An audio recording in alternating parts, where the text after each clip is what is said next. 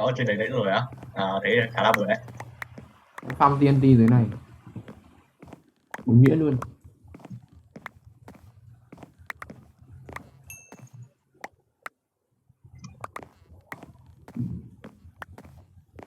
Rồi đã tìm con nữa.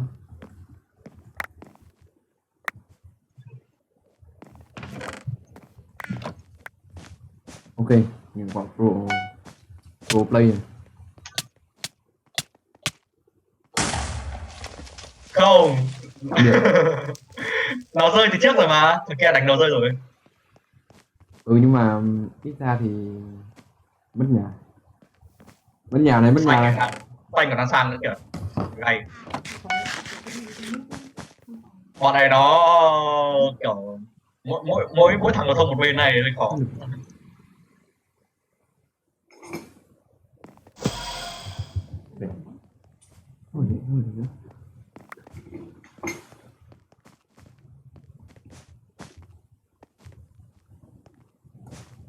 Mình bị hai team trong một lúc ấy, kiểu gì mình cũng chết. Mình là trước hay sau ấy.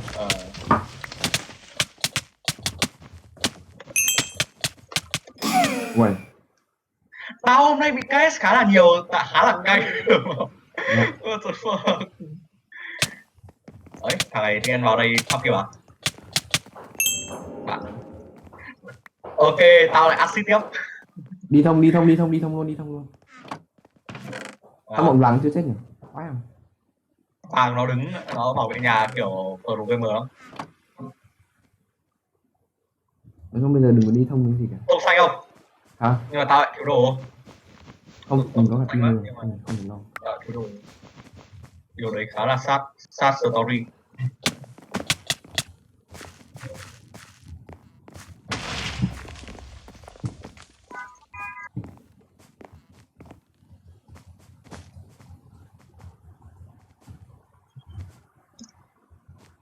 Đó, tìm một cái gì để bắn nổ nhà. Bắn nổ cái cửa hàng của đỏ phát. Chào em. Đằng sau mày kìa. Chào em. Đằng sau mày có. Đằng sau. Không, mày xuống. Đánh rơi nó. Ô hay. Mất bệ. Không, nhưng mà không hay. Yellow á. Hả? Màu nhá. Ở đâu cơ? Yellow. Nó ở đâu? Yellow.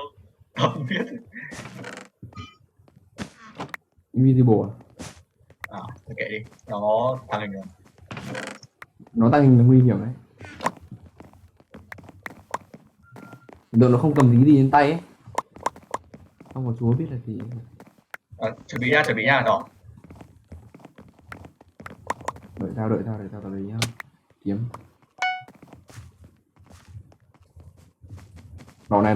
Đây. Đỏ tiếp. Đứng vào trong đi cho an toàn. Ok, một thằng chết rồi. Bên mình cũng một thằng chết luôn. Tao vô hit đồng đội.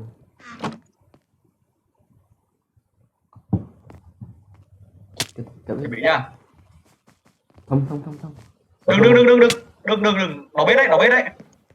Ok. Không, tao biết là không ấy rồi mà tao thấy nó chạy ra đấy rồi tao dừng lại. Đừng có ném, ôi rồi. Không phải đi ném quả đấy rồi, phí vãi. Ui, hỗ trợ đỏ.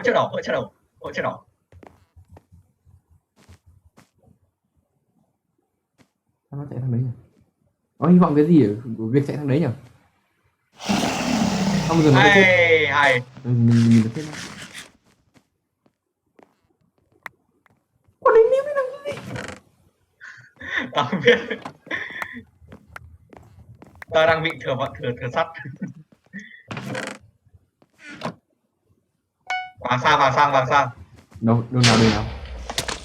Không bạn ơi. Xong. Không cả team cháy. Sad story. Nói chung bây giờ mình cứ defend như khi nào cho nó thông được nhau thôi. Trong trường hợp thì có mỗi đỏ ở mình ấy thì các bạn. Ok, được. 4321 kìa. Trận này đấy. Trận vui ấy, hơi bị vui tính ấy. Trap mình mua trap gì? Trap thì giờ này nữa. Trap cho nó bị mù thì mình tấn công dễ hơn. Ra giữa với tao không? Không phải là cứ bình tĩnh bạn ơi. À không, bây giờ không ra giữa được đâu. Cứ để cho nó thông nhau xong đi, khổ quá mình không phải lo vấn đề đấy. Mình chỉ cần một ít fireball à. Ok. Xong chưa? Đấy là thì nếu incoming bảo ta nhá.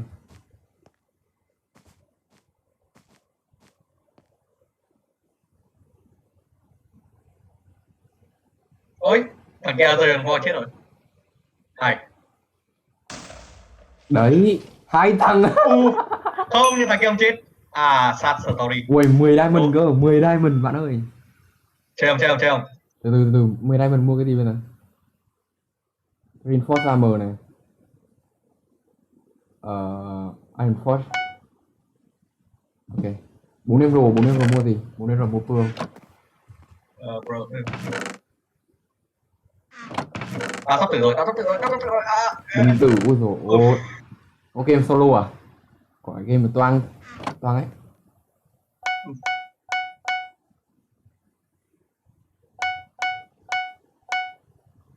Pearl.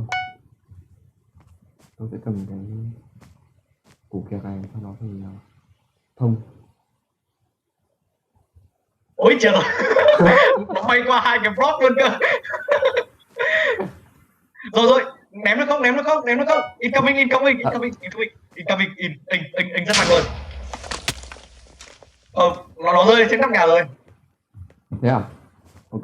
Chúng ta rush sang mid.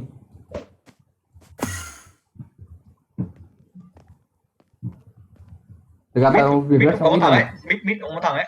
thực ra sang mid là một lựa chọn tồi tệ nhất tao có thể làm được trong thời khắc này. Bây giờ mid lại an toàn. Thôi nhưng mà cẩn thận nhá.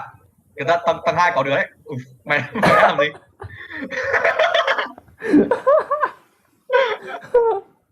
Khó hiểu quá. Pha tử vong. Mày vừa làm gì đấy? Tao nhảy xong rồi tao rơi xuống. Tao nhảy trượt tao rơi xuống. Biết tao không thuộc map bây giờ, tao không biết có hố ở đấy, xong tao cứ nhảy tao rơi xuống. Nhảy trúng hố.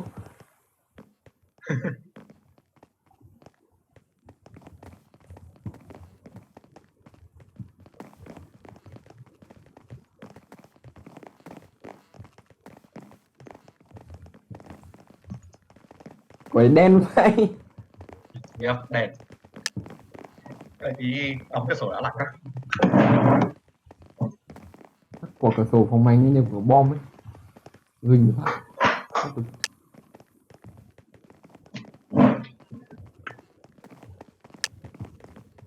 Stream YouTube của vấn đề rồi. Hoặc là không. Easy. Easy. Disconnected. Mình team nào? Có team nào? Ok. Cái đấy chẳng liên quan gì cả. Ra diamond bạn ơi, ra diamond.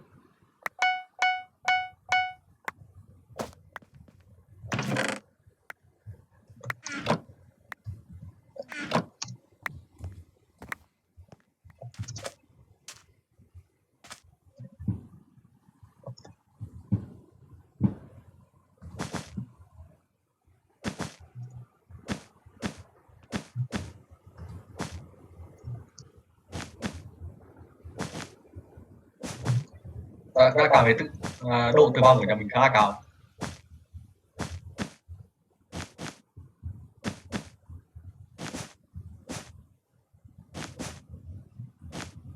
Xanh bảo vệ rất yếu. Xanh nào? Không, ý tao là xanh lá cây. Xanh lá cây như thế mà yếu. Nó yếu, nhà nó không có ai cả. Nhà nào chả thế. Ok tao Như rồi. này. Thông đi. Xong. Đó. Đã ra phải để cho tao nhé. Mày chậm rồi. Chậm chân. Đấy bảo rồi. Nhà xanh này yếu mà. Stolen.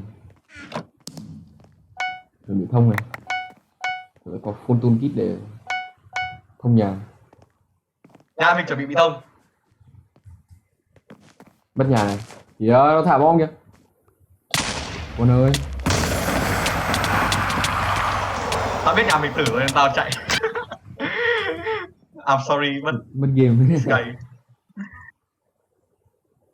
Nhưng mà không chạy được lâu đâu. Yeah, I know.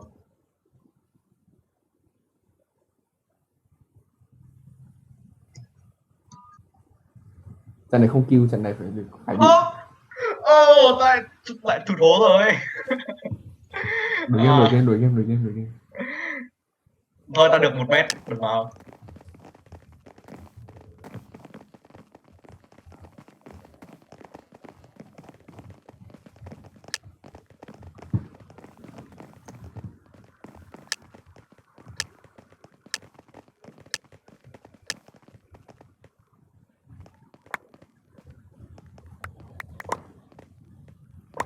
Trên map này bao giờ được vào? Map này nói chung là map này lúc mà chạy ra giữa, nếu mà trong trường hợp xấu nhất mày chạy ra giữa ấy, thì lúc mà mày có thể chạy vòng quanh để nó không giết được mày, mày sẽ chạy vòng quanh Tao đến nghĩ khi nó hết là với trình độ bắc co của tao thì chạy ra giữa có khi tao nhảy được từ đấy. mày xong cái parkour ở Dead World chưa? Tao xong rồi, mày bao nhiêu tao còn cố speedrun cái đấy cơ. Tao hơn 2 phút bởi vì là tao bị tắc một đoạn ấy, kiểu nó Tao lag. tao 46 giây này. Bởi vì là lúc mà ra đoạn đấy nó cứ lag spike cả đấy, thế là tao không làm cái gì được. Tao 46 giây, yeah. Nhưng là trong lúc mày đang nhảy xuống ấy, cái đoạn nhảy xuống ấy, nó lag spike, thế là đừng đơ đấy luôn, nghĩa là mình không điều khiển cái gì xong nó tự phi đầu xuống, thế là tao tắc ở đấy một đoạn. Tao chạy 46 giây, yeah. Chứ tao từ đầu lên đến đoạn checkpoint 3 có một tí, có tầm hơn 50 giây, thì đoạn còn lại cũng tầm 10 giây là cùng. Chào bạn vừa chọn cái chết. Ôi quả đấy tao tí nữa 360 no scope nhưng mà Thế sao mình giết nó là không có tí damage rồi nhỉ? Nó ném xuống. nó ném rồi. Nhưng mà lâu lâu ném được, lâu lâu không ném được. Mày phải cham mày mới ném được. Thôi xong rồi, quả này xong rồi. Không, bạn chọn sai vị trí rồi. Nó vẫn gay tao. Ra mid cứu tao. Ra đây mình cứu Nhà tao. mình chuẩn bị từ rồi, Được rồi nhá. Ra đây mình cứu tao. Bắt chào. I suck with this game. Có mất nhà được không?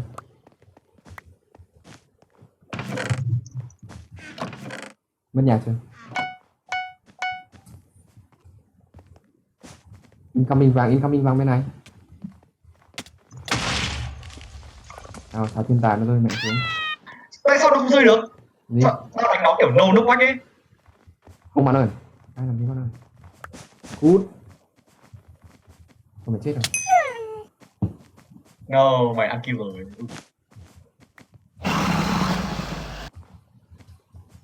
Blue có vẻ rush đấy.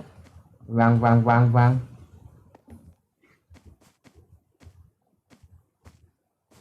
Oh shoot. Sao bé?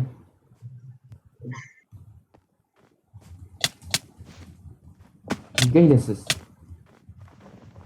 This is guy. Wow. Xích nóc một số nơi rồi nhưng mà nó giết được chưa? Nó đánh nó kiểu no nước quách ấy. Lúc mà mày đang sprint lên ấy, lúc mà cái spin nó đang nhảy lên ấy, thì mày spam cái để cho nó knockback. Lúc mà knockback cao.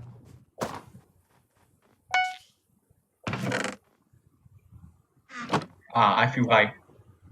Blue vẫn đang đấm không? Hay là như nào? Nó vẫn đang. Wow. Kìa, incoming. Ôi dồi ôi. Sao quả đấy tao lại nghĩ ra cái quả nhảy đấy nhỉ? Thiểu năng. Tao cứu giường cực mạnh. Quả này vừa rồi thiểu năng vậy. Incoming. Tôi bị tử rồi. Không tử được. Ôi tử rồi. Không tử được. Không tử được. Không tử được. Thôi tử rồi. Không tử được.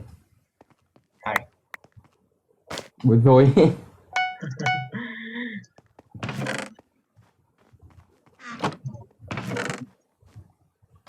Và xử lý đi lòng đất.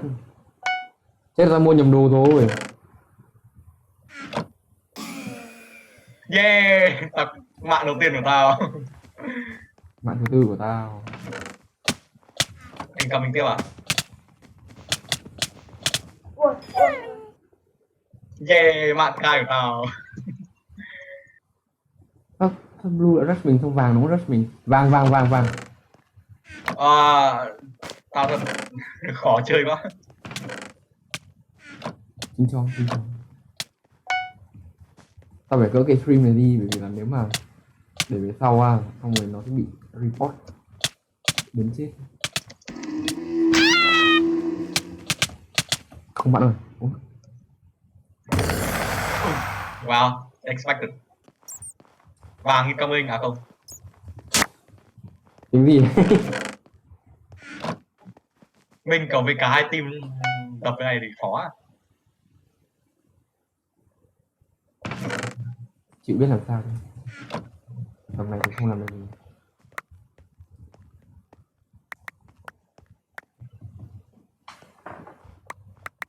Ngồi đây đi đi mày. Oh what the... Ôi không. Ôi không bạn ơi. Không có chuyện đấy đâu bạn ơi. Tao không nhìn thấy nó luôn. Để mình Wow, người chơi Bad One tiếp không? nốt ván lên, nốt ván lên. Tao tạo off free.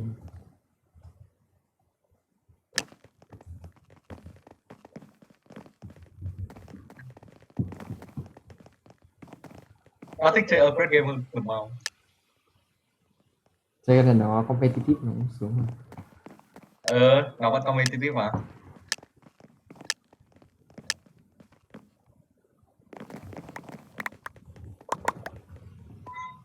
PvE hoặc là PvP nhưng mà không phải là PvP. Mày hiểu ý tao không? No. Kiểu như là nó vẫn là competition nhưng mà không phải là kiểu combat không ấy. Em mày bao nhiêu sao ấy nhỉ? 4, 6. Anh đi German. Mày ghi đâu ấy, mày ghi đâu ấy? Nhiều.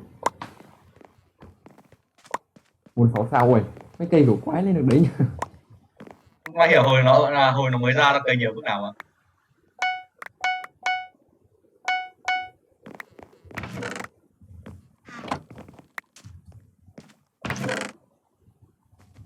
Tại sao tao làm cái này?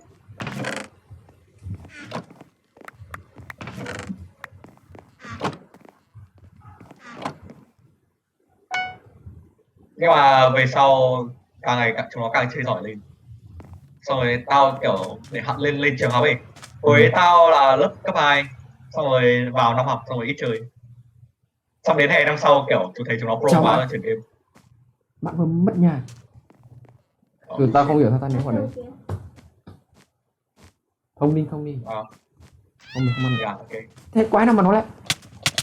Nó hai đứa. Wow. Ok, Và 3 đứa rồi.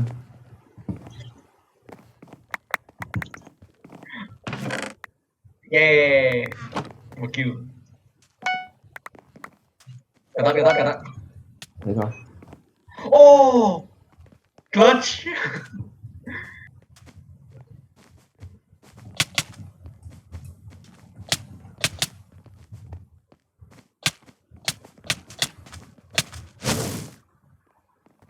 Đùa bố.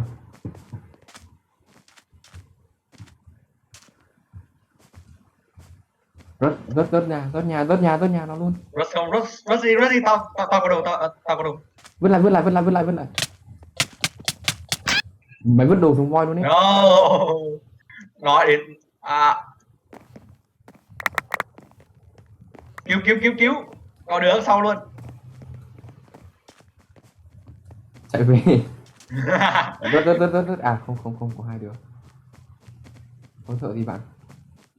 Đi. Ok, sit ăn. Anh incoming.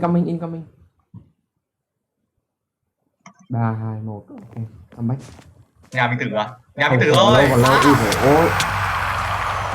Tao đoán được mà. Tại vì vừa nãy nhìn thấy có đứa đang đứng đấy. Nào, làm phát cuối nào.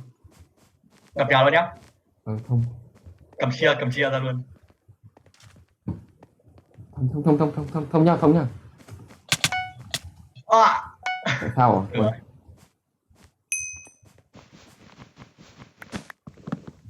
Một bé. 2. mà tao chết.